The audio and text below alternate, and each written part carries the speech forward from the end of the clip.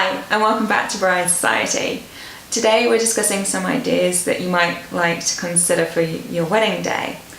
So, we've probably all been a guest at a wedding, with probably mixed experiences. No matter how much you love the couple, it's a long day, and so as a guest, it's potentially a lot to get through. And so, we were thinking it's actually quite useful to maybe think about your big day from the perspective of a guest and take that into consideration when you're planning.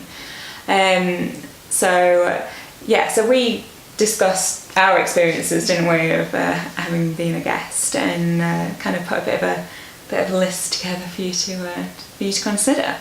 So the first thing we thought about was the practical logistics of the day. So for example, it could be as simple as if you're getting married in one venue and then moving to a reception venue, how are your guests going to get to the reception? Are you going to put on some transport? So say if you're having a vintage themed wedding, you could hire a vintage bus. You can get lots of fleet of bikes. Yeah. It doesn't have to be like a coach or something. I guess it's going to happen more as well if you're having a church wedding. Yes. Move venues. Yeah.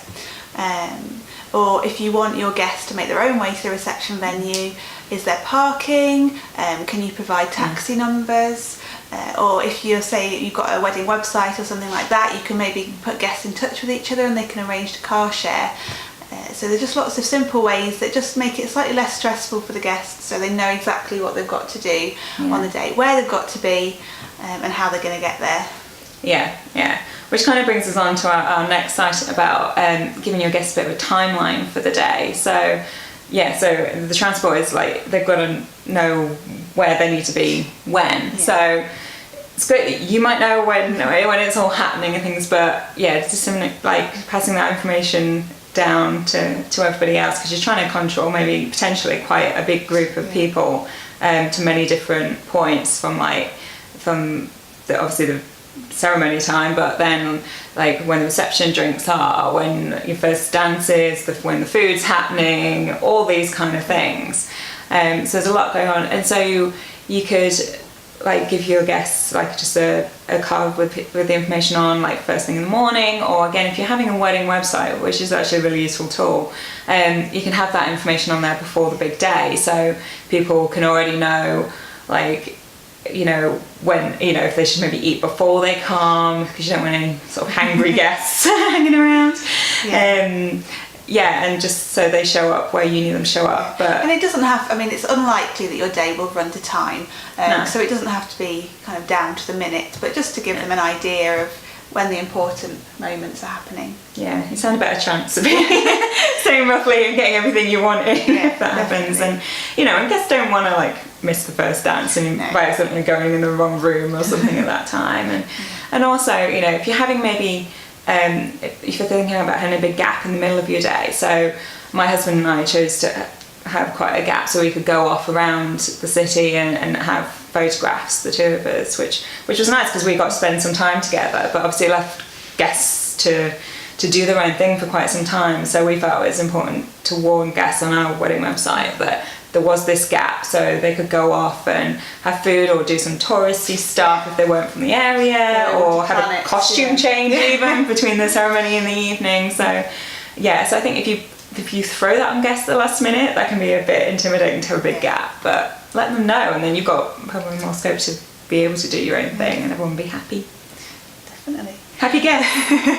And that brings us also nicely on to the fact that weddings can be a long day, and there can be some gaps where perhaps you're off going to have your photos taken, or other things are going on and guests are left to their own devices, so you're not, say it's not part of the wedding breakfast, or there isn't a specific activity that's happening at that point. So you might just want to think about ways to keep guests entertained, and it could go from as little as maybe just having some music in the background, so the drinks reception, so just to keep the energy up, so there isn't that lull if you want them to dance the night away later on.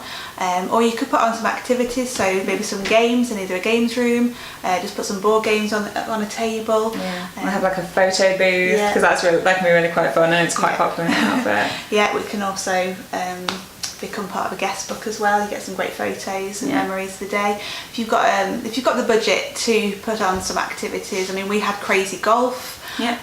Or croquet. If you've got there was even a tennis court outside. It wasn't even. I'm not sure. Really eager in high heels. Yeah, I don't think many people play tennis, but or you could have a bouncy castle, which would be great for the adults and also children.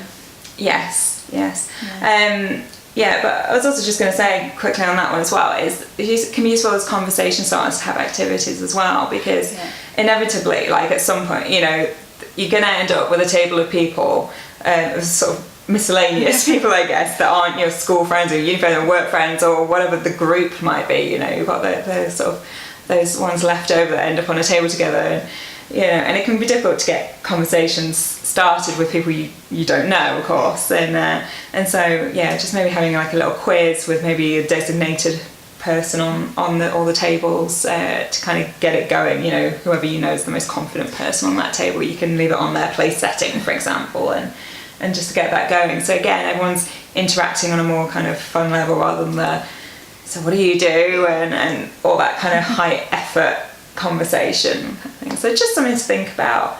And then as Laura started to touch on with children, obviously there's the first question of whether you're having children at your big day or not. You might choose not to, and that's absolutely fine. But if you do, it's then considering maybe what you want to do with them while they're there, because obviously, like Laura's highlighted, it's a long day for adults. Yeah, and attention spans and shit. Yeah, children aren't necessarily going to find it quite as an interesting day as you might.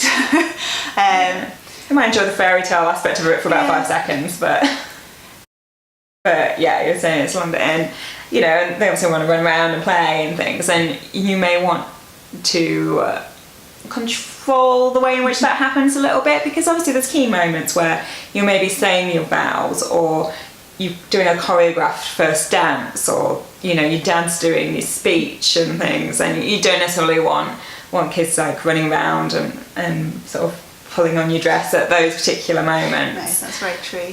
So there's a number of things you can think about to do with them. It can be quite as simple as say during dinner, just having like a little activity pack. You could there's lots to buy online, or you could just create. And there's free downloads as well. For that print kind of off thing. Maybe some colouring pages depending on the ages of the children.